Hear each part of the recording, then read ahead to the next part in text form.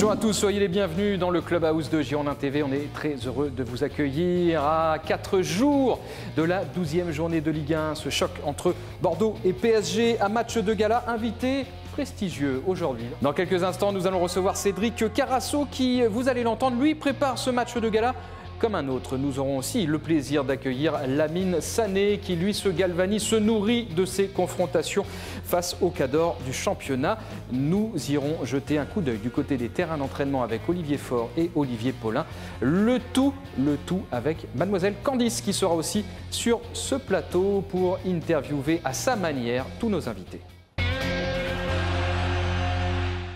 Voilà le premier invité de cette émission, monsieur Cédric Carasso. Bonjour Cédric. Bonjour. Comment ça va? Ça va bien, ça va très bien aujourd'hui, ouais, ça va.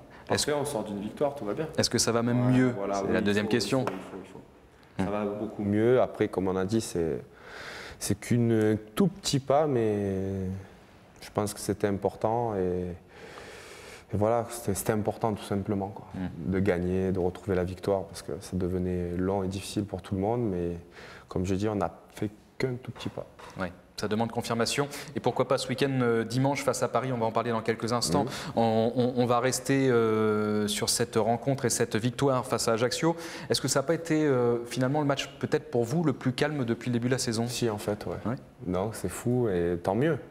Ça m'a même fait bizarre d'avoir si peu de ballons dans un match, mais ça rassure d'un côté en me disant que voilà, les copains aussi sont capables de faire un match entier sans avoir spécialement besoin de moi, donc c'est très bien. Ça me permet de garder des forces pour le prochain. Et rassuré aussi par tous vos coéquipiers, notamment en défense, une défense qui a été vraiment intéressante. Tout le monde a été au diapason, voilà, évidemment. Tout le monde a fait le match qu'il fallait. Tout le monde a fait le match qu'on attendait. Et ça, c'est important. Après, on peut dire que oui, Ajaccio, ce n'est pas peut-être la plus grosse force du championnat. OK. Mais dans un contexte toujours difficile, avec des enjeux compliqués par rapport aux positions dans les classements, tout ça, je pense qu'on a fait le match qu'il fallait. Et ça, c'est important. Justement, depuis votre but, quelle a été votre analyse du match? Qu'est-ce que vous avez vu? Qu'est-ce que vous avez ressenti? Beaucoup de sérénité du jeu, en première mi-temps surtout? Ouais, voilà, surtout la première mi-temps appliquée, la deuxième mi-temps bien gérée. Je veux dire, jusque-là, on avait réussi à faire des choses comme ça, c'est-à-dire, je me souviens de Toulouse, c'était une première mi-temps appliquée aussi, où il y a des endroits, mais une deuxième mi-temps complètement gâchée. Et là, on a réussi à gérer l'adversaire tout simplement avec intelligence, et ça, c'est bien. Ouais, vous avez craint à la mi-temps, justement, de revivre des scénarios, celui de Toulouse, celui de Montpellier? Tu sais, tu es toujours obligé de douter, mais je pense que ce que tout le monde a compris aujourd'hui, déjà dans l'approche, c'est que ces matchs-là, quand tu te fais rejoindre au score ou que tu perds à Toulouse, c'est tout seul. C'est pas l'adversaire. Ouais.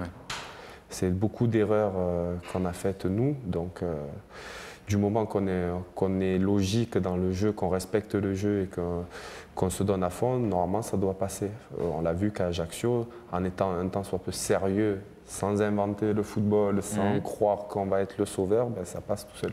Et il y a eu quand même en première mi-temps des actions qui ont été vraiment offensivement très intéressantes. Quel était le discours des coachs justement à la mi-temps? Ils vous ont rappelé vos erreurs passées? Quand j'ai vu, c'est collectivement évidemment. Non, pas spécialement, mais juste dire, voilà, c'est ce qu'il faut faire. Le match, c'est 95 minutes, quoi. C'est pas fini. Mais bon, je pense que tout le monde avait aussi... tu sais, tu morfles tellement dans la tête, on va dire, quand tu mènes des matchs comme ça et que tu te fais rejoindre ou perdre à Toulouse, ou rejoindre contre Montpellier, que c'est comme des gros... Bon, à Toulouse, on a perdu, mais comme Montpellier, c'était comme si on avait vécu une énorme défaite. Oui. Et voilà, c'est difficile après de passer toute la semaine d'entraînement en réfléchissant à ça. Donc, je pense que personne n'avait envie que ça recommence encore une fois. Ouais. Et c'est rassurant pour la suite. Je vais faire une petite parenthèse sur le week-end pour parler des Bordelais en général. Je me faisais la réflexion dimanche matin ou lundi matin, peu importe, c'était le réveil des Bordelais. Des Girondins de Bordeaux d'abord avec cette victoire. Alou Diarra qui a marqué aussi, qui a permis à Marseille de s'imposer. Et Yoann Gourcuff qui a marqué aussi, qui a été bon. Parce que ces dernières semaines, vous avez lu, on parlait des Bordelais qui avaient du mal en championnat. Pour certains qui étaient partis du club qui avaient aussi quelques difficultés.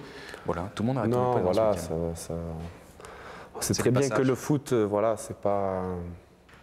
Ça peut pas être, on peut pas être au top tout le temps. Je veux dire, on est quand même des êtres humains, même si on est bien entraîné, mais il y a des tas de choses qui... Voilà, on est des êtres humains, je veux dire, ça peut... Physiquement, déjà, Un homme normal ne peut pas être au top tout le temps, mais après, il y a plein de choses qui s'en suivent. Tu as une vie à l'extérieur, tu as tout ce que la vie normale te réserve et qui te permet des fois de ne pas être au top tout le temps. Mais bon, c'est des périodes à gérer.